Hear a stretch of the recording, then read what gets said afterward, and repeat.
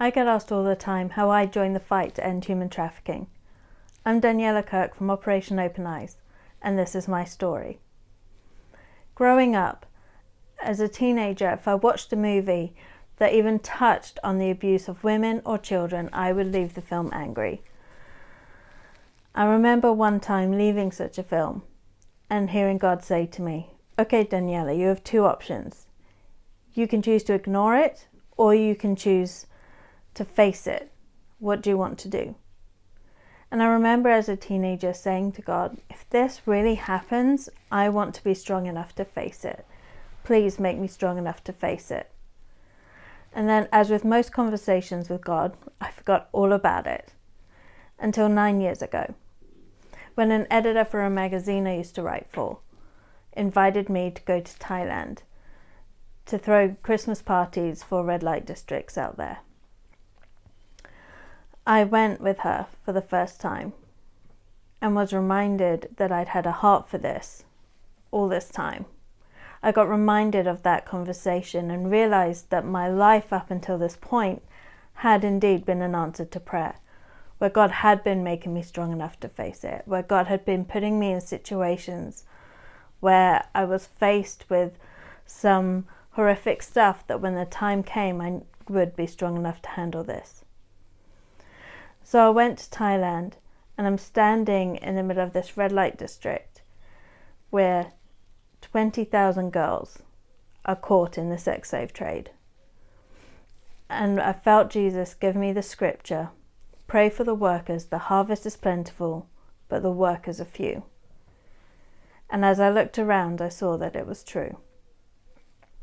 I remember the first time being exposed to what these girls go through. As I attended this Christmas party and loved on these girls, there were 9 girls at my table. And we had just played games with them, we had laughed with them and loved on them and given them a meal. And at the end, we handed out gifts. And most of these girls have never received anything for free before. And there was this one girl, and she was so innocent and so pure and just looked so sweet.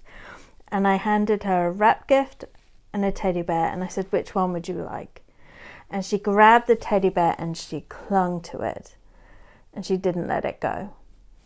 I went back to Thailand 6 months later to visit her, and I don't know what she had gone through, but she was devastated. She was so high on drugs she couldn't focus. She looked beaten up and worn down and tired. Her head was low, and she could barely even function. Whatever she had gone through had destroyed her.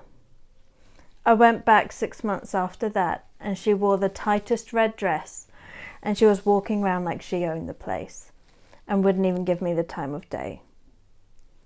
Having seen what she went through, from the innocent sweet girl that she was to being defeated to then being rebuilt, to the only way she could survive was to own that this was who she was, that this is what she did, that this was now a home, to give people the impression that this was what she wanted, was the only way she could survive.